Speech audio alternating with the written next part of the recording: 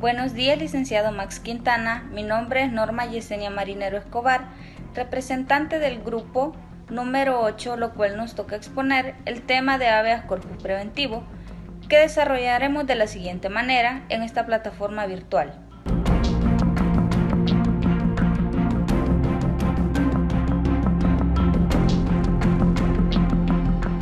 Para empezar, vamos a definir qué es un habeas corpus, y en su concepto nos dice que es una garantía constitucional por medio del cual se protege el derecho de libertad de la persona cuando cualquier autoridad o individuo le restrinja ilegalmente por medio de prisión, encierro, custodia o restricción que no esté autorizada por la ley. La Sala de lo Constitucional entiende el término restricción como todas las medidas que pueden ir en detrimento de la libertad, poseyendo todas ellas en un núcleo común, la cual es la injerencia por limitación, disminución, racionamiento o reducción del derecho referido, aunque no exista de por medio precisamente una detención, encierro, como quedó determinado anteriormente. Asimismo, las características que el habeas corpus posee son: número 1. Constituye una garantía específica para proteger el derecho de la libertad física personal del individuo. En la actualidad, también protege la integridad física y dignidad de las personas, por cuanto su procedencia se extiende a las vejaciones que pueden sufrir el detenido. Como número 2, se utiliza especialmente para impugnar las detenciones arbitrarias, especialmente las restricciones a la libertad personal, realizadas por autoridades administrativas o inclusive judiciales, y aún las efectuadas por particulares. En este aspecto, su radio de acción se ha ampliado de la siguiente manera: opera en todo caso en que exista restricción ilegal de la libertad, como se ha dicho anteriormente, aún proveniente de particulares en detención a la elevada categoría del bien jurídico protegido. Tenemos la tercera característica, que es el proceso de habeas corpus debe ser rápido, oportuno y preferente a cualquier otro del derecho común. Esto justifica que aquí tenga lugar la más amplia legitimación procesal activa y el principio de oficiosidad, tanto en el trámite como en la iniciación del proceso, pudiendo el juez suplir de oficio los errores u omisiones del derecho en que ocurriere el solicitante. Como cuarto, tenemos que debe procurar la exhibición de la persona del favorecido, en especial cuando se trate de detención administrativa. Así también, la resolución que ordene la libertad en el procedimiento de habeas corpus debe ser rápidamente acatada. El habeas corpus preventivo, ya para entrar en materia, vamos a especificar qué es. Este tipo de habeas corpus no se encuentra reconocido en nuestra Constitución. Sin embargo, la Sala de lo Constitucional lo ha determinado vía jurisprudencial bajo el fundamento del artículo 11 de la Constitución, que opera cuando la privación de libertad no se ha concretado, pero se existe amenaza cierta de que pueda ocurrir. Asimismo, tiene sus exigencias particulares. Por ejemplo, para que proceda, se requiere un atentado a la libertad y en próxima vía de ejecución. Los simples actos preparatorios no son principio al menos suficientes.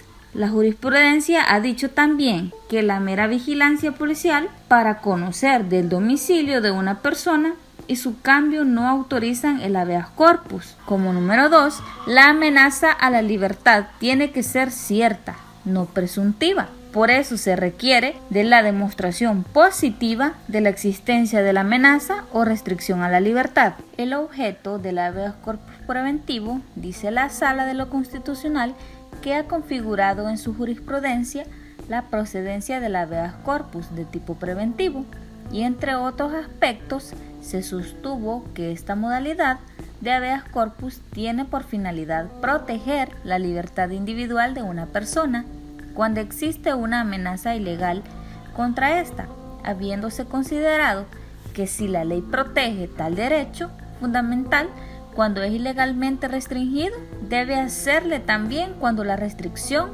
no existe, pero es inminente su concreción, y es que su objetivo es precisamente ese: impedir que la persona sea detenida luego de haber sido objeto de una decisión por cuya virtud se pretenda restringir su derecho a la libertad física de forma contraria a la Constitución, es decir, sirve como mecanismo de protección frente a amenazas, las cuales no pueden bajo ningún punto de vista constituir meras especulaciones, sino que deben ser reales e inminentes. En otras palabras, quiere decir que debe existir una limitación a punto de concretarse. Por ello, no es necesario que la persona favorecida se encuentre detenida, sino que su libertad se encuentre amenazada por una orden o un procedimiento tendiente a limitarla. Asimismo, la Sala de lo Constitucional se ha pronunciado expresando sobre la existencia del habeas corpus preventivo. Se dice que este debe reunir dos requisitos esenciales, los cuales son: número 1, el atentado decidido a la libertad locomotiva de una persona y en próxima vía de ejecución. Así, mera vigilancia policial o fiscal no es suficiente para que se produzca un acoso a la libertad del quejoso. Como número 2, la amenaza a la libertad debe ser cierta, no presuntiva, y si no hay orden de captura, no existe este elemento. De tal manera que para configurar la exhibición personal preventiva se requiere necesariamente que la amenaza al derecho de la libertad física sea real y no conjetural, queriendo decir que la previsibilidad de la restricción no puede devenir de sospechas o presunciones, sino que la existencia de una actuación concreta generadora del agravio inminente, evidenciada, por ejemplo, a partir de una orden de restricción decretada por cualquier autoridad y que la misma no se haya ejecutado aún, pero que sea próxima a su realización. Para finalizar, un ejemplo donde se solicita este tipo de habeas corpus es el caso 11-R96, Regalado versus Policía Nacional Civil, donde se manifiesta que es perseguido por las autoridades de la Policía Nacional Civil, dañando moralmente el nombre de su familia por todos los seguimientos y vigilancias que hay contra su persona, sintiéndose amenazado en su integridad moral y física, así como restringida su libertad, siendo tales hechos arbitrarios a la vez violatorios de las garantías individuales consagradas en nuestra Constitución, a quien por no cumplir con los requisitos exigidos por la ley se le fue denegada la solicitud de habeas corpus preventivo. Asimismo, podemos citar otro ejemplo donde se solicita este tipo de habeas corpus, pero nos trasladamos hasta la República de Paraguay, donde podemos observar la similitud de los requisitos entre nuestras legislaciones.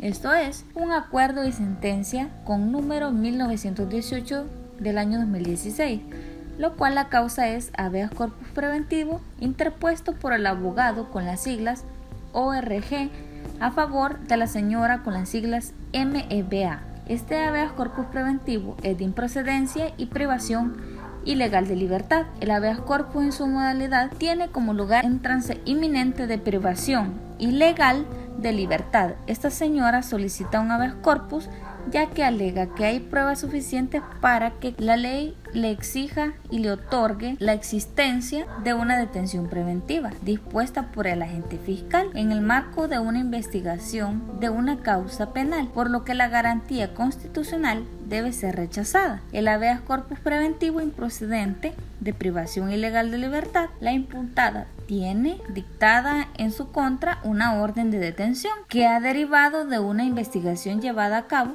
por el Ministerio Público a través de su representante, en el cual se ha informado de sus derechos contemplados en la Constitución Nacional, por lo que la medida restrictiva de la libertad ordenada en su momento no es ilegal y fue en todo momento ordenada en el marco de lo que la ley dispone. Es entonces por eso que es denegada también. Es así como finalizamos esta explicación del tema de habeas corpus preventivo. Muchas gracias.